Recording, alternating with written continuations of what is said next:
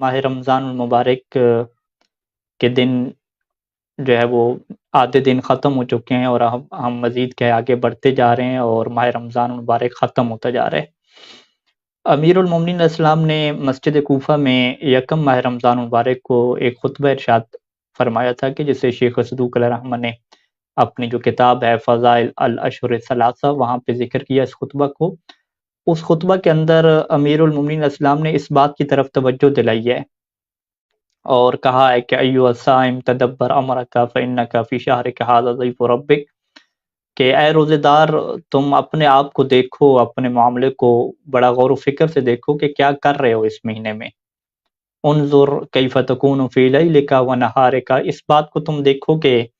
تم اپنے دن اور رات کیسے گزار رہے ہو۔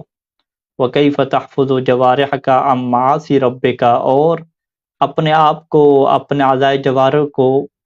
اللہ کی معصیت سے کیسے روک رہے ہو، اس بات کو تم دیکھو۔ انظر، اور تم دیکھو، غور و فکر کرو کہ ان لا تکون باللیل نائما وبالنہار غافلا فینقضی شہرک وقد بقی علیک وزرک، کہ تم بڑے غور و فکر سے اس بات کو دیکھو کہ ایسا نہ ہو کہ راتوں کو تم سوتے رہو اور دن تمہاری غفلت کی حالت میں گزر جائیں اور یہ پورا مہینہ گزر جائے۔ وقد باقی علیہ کا وزرک، اور تمہارے جو گناہوں کا بوجھ ہے وہ اب تک تمہاری پشت کے اوپر باقی ہو۔ اور پھر ہوگا کیا، صورتحال کیا ہوگی کہ قیامت کے دن جب اللہ جو ہے وہ اجر دے رہا ہوگا تو تمہیں کس محرومیت کا جو ہے وہ سامنا کرنا پڑے گا، کہ اللہ جو ہے وہ اپنے فرشتوں کے ذریعے سے انعام دے رہا ہوگا روزے داروں کو، اور جن لوگوں نے تقوی اختیار کیا، اس وقت تم کیا دیکھو گے کہ تم محروم لوگوں میں سے ہوگے۔ پھر مولا نے فرمایا کہ ایھا الصائم، اے روزہ دار، ان طردت عن باب ملیکک فای باب تقصد،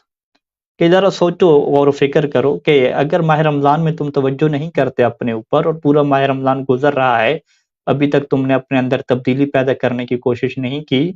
اور اسی کے اسی طرح رہ چکے ہو جس طرح پہلے تھے، تو پھر ہوگا کیا؟ ذرا اس منظر کو مولانا نے کہا ہے کہ ذرا غور سے سوچو کہ ان طردت عن باب ملیکک، کہ اگر قیامت کے دن تجھے اپنے مالک کے دروازے سے دھتکار دیا جائے، تجھے دور کر دیا جائے، تو پھر کون سا دروازہ ہوگا کہ جس کے اوپر تم جاؤ گے؟ جب تمہارے مالک کا دروازہ تمہارے اوپر بند کر دیا جائے گا، فَأَيُّ باب تقصد، تو پھر کس دروازے کے اوپر تم جاؤ گے؟ وَإِنْ حَرَمَكَ رَبُّكَ فَمَنْ ذَا الَّذِي يَرْزُقُكَ، اگر اس دن تمہارے رب نے تمہیں محروم کر دیا تو پھر کون ذات ہے جو تجھے رزق دے گی؟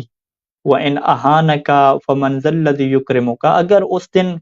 تمہارے رب نے تمہیں جو ہے وہ رسوا کر دیا تو پھر تمہیں عزت دینے والا کون ہوگا؟ وَإِنْ أَذَلَّكَ فَمَنْ ذَا الَّذِي يُعِزُّكَ وَإِنْ خَذَلَكَ فَمَنْ ذَا الَّذِي يَنْصُرُكَ، اگر وہ تجھے رسوا کر دے، تجھے ذلیل کر دے، تو پھر تیرا مددگار کون ہوگا؟ پھر مولانا نے ایک جملہ ارشاد فرمایا کہ ذرا اس بات کو سوچو کہ قیامت کا منظر ہو اور إِن لَمْ يَقْبُلْكَ فِي زُمْرَةِ عَبِيدِهِ، اللہ یہ کہے کہ یہ میرا بندہ نہیں ہے، وہ تجھے قبول ہی نہ کرے کہ تو اس کا بندہ ہے۔ فَإِلَىٰ مَنْ تَرْجِعُ بِعُبُودِيَّتِكَ، تو تم اپنی یہ جو بندگی ہے یہ لے کر پھر تم کس کی طرف رجوع کرو گے، اور کسے جا کر تم کہو گے کہ میں جو ہے وہ اس کا کیا ہوں، بندہ ہوں؟ تو تمہیں اس بات کو جو ہے وہ غور و فکر کر کے دیکھنا ہے، اپنے آپ کو غور و فکر کے ذریعے سے گزارنا ہے کہ ماہ رمضان المبارک تمہیں ایک فرصت اور ایک موقع دے رہا ہے کہ جس کے ذریعے سے تم نے اپنے آپ کو تبدیل کرنا ہے، اپنے خواہش نفس کو اپنے سامنے دیکھنا ہے اور اس کے اوپر کنٹرول کرنا ہے، اور اپنے اعضاء و جوارح کو حرام سے بچانا ہے، اور اپنے اندر ایک ایسی صفت پیدا کرنی ہے کہ جو تمہیں تقوی کی طرف لے جائے۔ اور جب تم تقوی کی طرف جاؤ گے تو تم پھر اللہ کے بندوں میں شمار ہوگے، اور پھر قیامت کے دن تمہیں اس طرح دھتکارا نہیں جائے گا۔ لہذا امیر المومنین اسلام کے یہ خوبصورت کلمات ہیں جو روزے دار کو بیدار کر رہے ہیں، جگا رہے ہیں کہ اپنی توجہ کرو، اپنے بارے میں سوچنا شروع کرو، کہیں ایسا نہ ہو کہ ماہ رمضان گزر جائے اور ابھی تک تم نے کچھ بھی حاصل نہ کیا ہو۔ وصلی اللہ علیہ